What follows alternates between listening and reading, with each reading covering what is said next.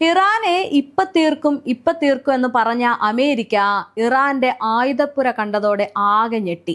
മാത്രമല്ല, ഗൾഫ് രാജ്യങ്ങൾ കൂടെ ഇല്ല എന്നറിഞ്ഞതോടെ അടപടലം തേഞ്ഞൊരവസ്ഥയാണ് അമേരിക്കയ്ക്കുള്ളത്. സത്യത്തിൽ എന്താണിപ്പോൾ അമേരിക്കയുടെ അവസ്ഥ? ട്രംപ് എന്തെങ്കിലും പറയുന്നുണ്ടോ യദു? രേഷ്മ, ഇപ്പോഴത്തെ ഏറ്റവും പ്രധാനപ്പെട്ട ഒരു അവസ്ഥ എന്ന് പറയുന്നത് അത് ഇറാൻ നൽകിയിരിക്കുന്ന ഒരു മുന്നറിയിപ്പാണ്. അല്പസമയം മുമ്പാണ് അന്താരാഷ്ട്ര മാധ്യമങ്ങൾ ആ വാർത്ത പുറത്തുവിട്ടത്. അത് ഇറാന്റെ പരമാധികാരിയായിട്ടുള്ള ആയത്തുള്ള അലി ഖാംനെയും അതുപോലെ തന്നെ ഇറാന്റെ പ്രസിഡന്റായിട്ടുള്ള മസൂദ് പെഷഷ്കിയാനും വലിയ സമയവ്യത്യാസം ഇല്ലാതെ പറഞ്ഞ രണ്ട് കാര്യങ്ങളാണ്. അതിൽ ഏറ്റവും പ്രധാനമായി ഉയരുന്ന വാദം എന്ന് പറയുന്നത്, അതായത് ഇറാന്റെ പരമോന്നത നേതാവ് ആയത്തുള്ള അലി ഖാംനെയി തന്നെ പറയുന്ന കാര്യമെന്ന് പറയുന്നത്, ഏതെങ്കിലും തരത്തിൽ ഇനിയൊരു യുദ്ധം ഉണ്ടാവുകയാണെങ്കിൽ അല്ലെങ്കിൽ ഒരു പ്രകോപനം ഉണ്ടാവുകയാണെങ്കിൽ അത് ഇത്രയും നാൾ ഇറാനും അമേരിക്കയും തമ്മിലുള്ളൊരു വിഷയം എന്ന നിലയിലാണ് പരിഗണിച്ചിരുന്നതെങ്കിൽ ഇനി അങ്ങോട്ട് അത് ആ റീജിയൻ്റെ മുഴുവൻ പ്രശ്നമെന്ന നിലയിലായിരിക്കും കൈകാര്യം ചെയ്യപ്പെടുക എന്നാണ്. അതായത് ഈ പറയുന്ന പശ്ചിമേഷ്യയുടെ മുഴുവൻ അല്ലെങ്കിൽ അറബ് രാജ്യങ്ങളുടെ മുഴുവൻ വിഷയം എന്ന നിലയിലേക്ക് ഇത് കൈകാര്യം ചെയ്യപ്പെടും എന്നാണ് ഇപ്പോൾ ആയത്തുള്ള അലി ഖാംനെയി പറഞ്ഞിരിക്കുന്നത്. അതുപോലെ തന്നെ ഇന്നലെ രാത്രിയോടെ Egyptian president Abdel Fattah al സീസിയുമായിട്ട് ഇറാൻ്റെ പ്രസിഡൻ്റായിട്ടുള്ള മസൂദ് പെഷഷ്കിയാൻ ചർച്ച നടത്തിയിരുന്നു. ആ ചർച്ചയിൽ ഇറാൻ പറയുന്നത്, ഞങ്ങൾക്ക് യുദ്ധം ചെയ്യണം എന്ന താല്പര്യമൊന്നുമില്ല, പക്ഷേ അമേരിക്ക നിരന്തരമായിട്ട് ഇങ്ങനെ വന്നു കിടന്ന് പറയുമ്പോൾ തീർച്ചയായിട്ടും ഒരു യുദ്ധഭീതി ഇവിടെ നിലനിൽക്കുന്നുണ്ട്. ഇനി ഏതെങ്കിലും തരത്തിലൊരു യുദ്ധത്തിൻ്റെ സാധ്യതകൾ കാണിക്കുകയാണെങ്കിൽ, അമേരിക്കയുടെ ഭാഗത്തു നിന്ന് ഏതെങ്കിലും ഒരു യുദ്ധത്തിൻ്റെ പ്രകോപനം ഉണ്ടാവുകയാണെങ്കിൽ അത് ഈ റീജിയൻ്റെ മുഴുവൻ പ്രശ്നമായിരിക്കും എന്ന് കൃത്യമായി പറയുന്നുണ്ട്. അതുപോലെ തന്നെ ഇറാനിയൻ ആർമി ചീഫായിട്ടുള്ള അമീർ ഖത്താമി പറയുന്നത്, ഏതെങ്കിലും തരത്തിൽ ഒരാക്രമണം വന്നു കഴിഞ്ഞാൽ അത് ഈ സയനിസ്റ്റ് റെജിമിനെ കൂടി ബാധിക്കുന്ന വിധത്തിൽ, അതായത് ഇസ്രായേലിനെ കൂടി ബാധിക്കുന്ന വിധത്തിലേക്ക് ആളിപ്പടരും. അതുകൊണ്ട് ഇനി അമേരിക്ക മുന്നോട്ട് പോകുമ്പോൾ സൂക്ഷിച്ചേ മുന്നോട്ട് പോകാവൂ എന്നാണ് ഇവർ പറയുന്നത്. അതായത് ഇത്രയും നാൾ നമ്മൾ കണ്ടത് അമേരിക്കയാണ് ഈ കണ്ട വെല്ലുവിളികൾ മുഴുവനും നടത്തിയത്. പക്ഷേ ശനിയാഴ്ച വൈകുന്നേരം മുതൽ ഇന്ന് രാവിലെ അല്ലെങ്കിൽ ഈ നേരം വരെയുള്ള ഞായറാഴ്ച ഇത്രയും സമയം വരെയുള്ള ഈ നേരത്ത് 3 പ്രധാനപ്പെട്ട വെല്ലുവിളികളും മുന്നറിയിപ്പുകളുമാണ് അമേരിക്കയ്ക്ക് ഇറാൻ കൊടുത്തിരിക്കുന്നത്. അതായത് ഇത്രയും നാൾ നേരെ തിരിച്ച് ഇറാൻ ഒറ്റ വാക്കേ പറയുമായിരുന്നുള്ളൂ, ഇങ്ങോട്ട് വന്നാൽ ഞങ്ങൾ ആക്രമിക്കുമെന്ന്. പക്ഷെ ഇപ്പോൾ അങ്ങനെയല്ല. ഇപ്പോൾ ട്രംപ് നിശബ്ദനാണ്. ട്രംപിന് കാര്യമായിട്ടൊന്നും പറയാനില്ല. ട്രംപ് പറയുന്നത്, ഞങ്ങൾ വെടിനിർത്തൽ കരാറിന് ഈ ആണവ വിരുദ്ധ കരാറിന് വേണ്ടി ഇറാനെ പ്രോത്സാഹിപ്പിച്ചു കൊണ്ടിരിക്കുകയാണ്.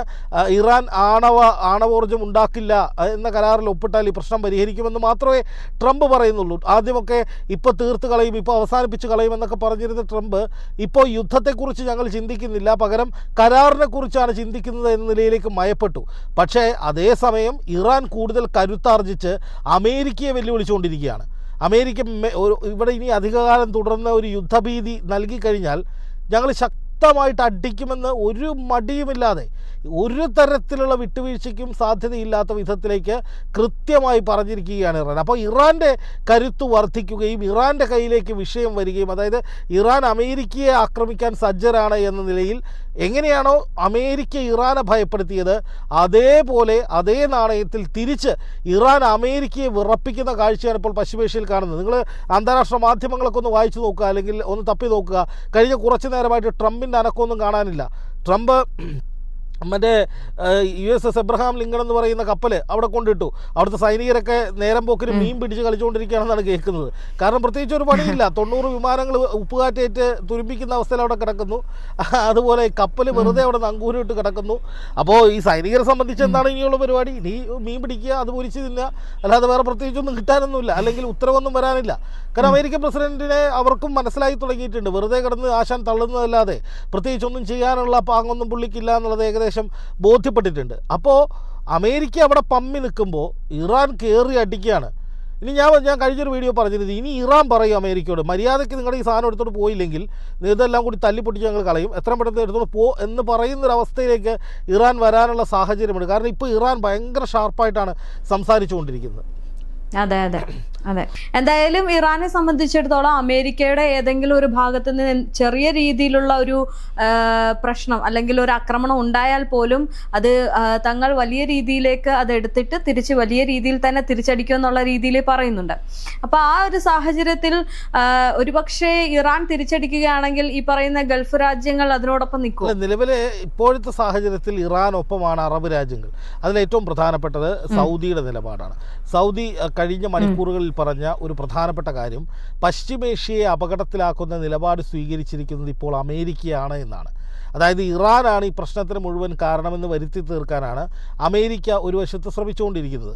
അമേരിക്കയാണ് ഒരു സമാധാനത്തിൽ പോയിക്കൊണ്ടിരുന്ന പശ്ചിമേഷ്യയിൽ ഇപ്പോൾ വലിയ പ്രശ്നങ്ങൾ ഉണ്ടാക്കണമെന്ന ഉദ്ദേശത്തോടു കൂടി ഈ പടക്കപ്പൽ അയക്കുകയും ഇറാനെ വെല്ലുവിളിക്കുകയും ആണവപരീക്ഷണം നിർത്തണമെന്ന് പറയുകയൊക്കെ ചെയ്തത്.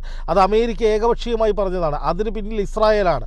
ബോധപൂർവം പ്രശ്നമുണ്ടാക്കുക എന്ന നിലയിൽ ഇസ്രായേൽ നടത്തിയ ഇടപെടലിൻ്റെ അടിസ്ഥാനത്തിലാണ് അമേരിക്ക ഈ യുദ്ധക്കളത്തിലേക്ക് ഇറങ്ങിയത്. അപ്പോൾ അതിനുള്ള കാരണം എന്താണ് എന്ന് ലോകം ചോദിക്കുമ്പോൾ അമേരിക്ക പറഞ്ഞത് ഇറാൻ ലോകത്തിന് ഭീഷണിയാണ്. ഇറാൻ ബാലിസ്റ്റിക് മിസൈലുകൾ ഉണ്ടാക്കുന്നു. 5000-6000 കിലോമീറ്ററൊക്കെ പോകാൻ കഴിയുന്ന മിസൈലുകൾ ഇറാൻ ഉണ്ടാക്കുന്നു. അതുപോലെ ഇറാൻ ആണവ പരീക്ഷണം നടത്തുന്നു. ഇറാൻ ആണവായുധങ്ങൾ ഉണ്ടാക്കുന്നു. ഇറാൻ അവർക്ക് ഇഷ്ടമുള്ളതുപോലെ ചെയ്യുന്നു. അത് ഒരിക്കലും അമേരിക്കയ്ക്ക് അംഗീകരിക്കാൻ കഴിയില്ല. അത് ലോക സുരക്ഷയ്ക്ക് ഭീഷണിയാണ്. അതുകൊണ്ട് ഞങ്ങൾ ഇറാനെ ആക്രമിക്കുന്നു എന്നാണ് അമേരിക്ക ന്യായമായി പറഞ്ഞുകൊണ്ടിരുന്നത്. അപ്പോൾ തന്നെ ഉയരുന്നൊരു പ്രധാനപ്പെട്ട ചോദ്യം, അമേരിക്ക ആണവ രാജ്യമാണ്, അമേരിക്കയ്ക്ക് ആണവ ശക്തിയുണ്ട്. അപ്പോൾ മറ്റൊരു രാജ്യത്തിന് അത് ഉണ്ടാക്കുന്നതിനെ എങ്ങനെയാണ് അമേരിക്ക ധാർമ്മികമായി തടയാൻ കഴിയുക? ഇറാൻ എന്ന് പറയുന്നത് ഒരു പരമാധികാര രാഷ്ട്രമാണ്. അവരുടെ രാഷ്ട്രത്തിനുള്ളിൽ എന്ത് ചെയ്യണമെന്ന് ആത്യന്തികമായി തീരുമാനിക്കേണ്ടത് അവരാണ്. അതിൽ കയറി ചൊറിയാൻ അമേരിക്ക ആരാണ്? മൂന്നാമത്തെ കാര്യം, ഇറാനിലെ ഇസ്ലാമിക് റിപ്പബ്ലിക്കിനെ താഴെ ഇറക്കാൻ വേണ്ടി അമേരിക്കയും ഇസ്രായേലും കൂടി 10ഓളം ഇൻ്റലിജൻസ് ഏജൻസിയുടെ ചാരന്മാരെ വിദേശ പരിശീലനം കൊടുത്ത് ഇറാനിലേക്ക് അയച്ചിരുന്നു. അത് ചെയ്യാൻ അമേരിക്കയ്ക്ക് എന്ത് അധികാരമാണുള്ളത്? അങ്ങനെ ഒരുപാട് ചോദ്യങ്ങൾ ലോകം തിരിച്ചു ചോദിക്കുന്നുണ്ട് ട്രംപിനോട്. പക്ഷേ അപ്പോൾ അതിനൊന്നും മറുപടി പറയാതെ ട്രംപ് ഒരൊറ്റ പിടിച്ച പിടിയാലേ ഇരിക്കുകയാണ്. ഒന്ന് ആലോചിച്ച് നോക്കൂ, ട്രംപിനോട് ചേർന്ന് നിന്നുകൊണ്ട് ഇപ്പോൾ സൗദി ഉൾപ്പെടെയുള്ള ഖത്തറും ഈജിപ്തും ഒമാനും ഒക്കെ അടങ്ങുന്ന രാജ്യങ്ങളെല്ലാവരും ചേർന്ന് ട്രംപുമായി സംസാരിച്ച് ഇറാനുമായി സംസാരിച്ച് ഒരു ഒത്തുതീർപ്പിലേക്ക് പോകാൻ വേണ്ടി ശ്രമിക്കുന്നുണ്ട്. പക്ഷേ ആ ഒത്തുതീർപ്പിലേക്ക് പോകാനുള്ള തടസ്സമെന്ന് പറയുന്നത് ഇറാൻ്റെ നിലപാടല്ല, മറിച്ച് അമേരിക്കയുടെ നിലപാടാണ്. അമേരിക്ക പറയുന്നു ഇറാൻ്റെ ആണവ പരീക്ഷണം മുഴുവൻ നിർത്തിവെക്കണമെന്ന്. ഇറാൻ പറയുന്നു ആണവ പരീക്ഷണം ഞങ്ങൾ നടത്തുന്നത് ഊർജ്ജ പ്രതിസന്ധി പരിഹരിക്കാനാണ്, അല്ലാതെ ആണവ ആയുധങ്ങൾ ഉണ്ടാക്കാനല്ല. ഞങ്ങൾ നിങ്ങൾക്ക് ലോകത്തിന് എഴുതി ഒപ്പിട്ട് തരാം, ഞങ്ങളുടെ പക്കൽ ആണവായുധമില്ല, ഞങ്ങൾ ഉണ്ടാക്കില്ല എന്ന്. അങ്ങനെ പറയുന്ന ഇറാനോട് നിങ്ങൾ ആണവ പരീക്ഷണമേ നടത്താൻ പാടില്ല എന്ന് പറയാൻ എന്ത് ധാർമ്മികതയാണ് അമേരിക്കയുള്ളത്? രണ്ടാമതായിട്ട് അമേരിക്ക പറയുന്ന ഏറ്റവും പ്രധാനപ്പെട്ട കാര്യം, നിങ്ങൾ നിങ്ങളുടെ ബാലിസ്റ്റിക് മിസൈലുകളുടെ നിർമ്മാണം പൂർണ്ണമായി നിർത്തുകയോ അല്ലെങ്കിൽ ചെറിയ ദൂരത്തേക്കുള്ള മിസൈലുകൾ മാത്രം ഉണ്ടാക്കിയിട്ട് ബാക്കിയുള്ളതൊക്കെ ഇല്ലാതാക്കുകയോ വേണമെന്നാണ്. ഒന്ന് ആലോചിച്ച് നോക്കൂ, ഒരു രാജ്യം അവരുടെ പ്രതിരോധത്തിന് വേണ്ടി അവരുടെ പരമാധികാരത്തിൽ നിന്ന് തദ്ദേശീയമായ ആയുധങ്ങൾ ഉണ്ടാക്കുന്നതിനെ ഒരു എക്സ്റ്റേണൽ ഏജൻസി ആയിട്ടുള്ള അല്ലെങ്കിൽ ഒരു വിദേശ രാജ്യത്ത് നിന്ന് വന്നിട്ട് എങ്ങനെയാണ് തടയാൻ കഴിയുക? പിന്നെ മൂന്നാമത് പറയുന്ന കാര്യം, രാജ്യത്ത് പ്രക്ഷോഭം ഉണ്ടാകുന്ന പ്രക്ഷോഭകരെ ഒന്നും ചെയ്യരുത്, അവരെല്ലാം വിട്ടയക്കണമെന്ന് ട്രംപ് പറയുകയാണ്. അതെങ്ങനെ ശരിയാവുക? ഒരു രാജ്യത്തെ തകർക്കാൻ ശ്രമിച്ച രാജ്യദ്രോഹികളെ വിട്ടയക്കണമെന്ന് അമേരിക്കൻ പ്രസിഡന്റ് എങ്ങനെയാണ് ഇറാനോട് പറയാൻ കഴിയുക? അപ്പോൾ ഒരിക്കലും നടപ്പാക്കാൻ കഴിയാത്ത അല്ലെങ്കിൽ ഇറാൻ്റെ പരമാധികാരത്തെ അടിയറവ് വയ്ക്കുന്ന നിർദ്ദേശങ്ങളാണ് ട്രംപ് നിരന്തരമായി കൊടുത്തുകൊണ്ടിരിക്കുന്നത് എന്ന് ഇപ്പോൾ അറബ് രാജ്യങ്ങൾക്ക് മനസ്സിലായി. അതുകൊണ്ട് ഇപ്പോൾ അറബ് രാജ്യങ്ങൾ ഇറാനൊപ്പം നിൽക്കുകയാണ്. അമേരിക്കയുടെ ഈ ചതി അല്ലെങ്കിൽ അമേരിക്കയുടെ ഈ പറയുന്ന ഏകപക്ഷീയമായ ധാർഷ്ട്യം, ധിക്കാരം അത് തിരിച്ചറിഞ്ഞിട്ടുണ്ട് അറബ് രാജ്യങ്ങൾ. അതുകൊണ്ട് തന്നെ അറബ് രാജ്യങ്ങൾ ഇപ്പോൾ പറയുന്നത് അമേരിക്കയോട്, നിങ്ങളുടെ സൈനിക കേന്ദ്രങ്ങളൊക്കെ ഞങ്ങളുടെ നാട്ടിലുണ്ട്, ശരിയാണ്, അത് ഞങ്ങളുടെ സുരക്ഷയ്ക്ക് വേണ്ടി തന്നെയാണ് നിങ്ങൾ കൊണ്ടുവന്ന് വെച്ചിരിക്കുന്നത്, അതും ശരിയാണ്.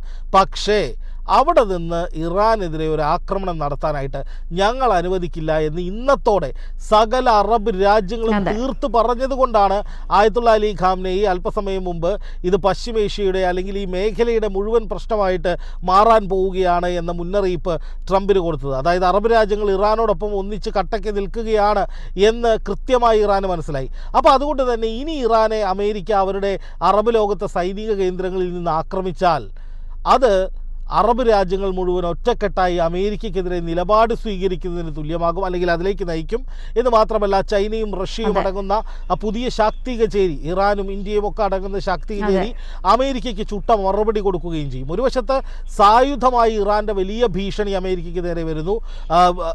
ഇറാനും പടക്കപ്പലുകൾ വിന്യസിക്കുന്നു, ഇറാൻ മിസൈലുകൾ തയ്യാറാക്കുന്നു, ഇറാൻ അവരുടെ ഈ ഡ്രോണുകൾ സജ്ജമാക്കി നിർത്തുന്നു.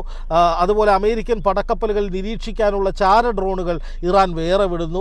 അതുപോലെ തന്നെ ഇറാൻ്റെ പ്രധാനപ്പെട്ട നേതാക്കളൊക്കെ വന്നിട്ട് തുടർച്ചയായി അമേരിക്കയ്ക്ക് മുന്നറിയിപ്പുകൾ കൊടുത്തുകൊണ്ടേയിരിക്കുന്നു. ഇറാൻ്റെ പടക്കപ്പലുകൾ അമേരിക്കയുടെ പടക്കപ്പലിന് നേരെ ഓപ്പോസിറ്റായിട്ട് വന്നിട്ട് കടലിൽ നിർത്തിയിടുന്നു. അങ്ങനെ മൊത്തത്തിൽ ഒരു വശത്ത് സായുധമായി ഇറാൻ തിരിച്ചടി തുടങ്ങിയിരിക്കുകയാണ് അമേരിക്കയെ തുരത്തുക തന്നെ ചെയ്യുമെന്ന ലക്ഷ്യത്തോടു കൂടി ഇറാൻ ഇറങ്ങിയിരിക്കുകയാണ്. അതിനൊരു പ്രധാനപ്പെട്ട കാരണം ഗൾഫ് രാജ്യങ്ങൾ വലിയ തോതിൽ പിന്തുണയുമായി GCC രാജ്യങ്ങൾ ഇറാനൊപ്പം വന്നിട്ടുണ്ട്.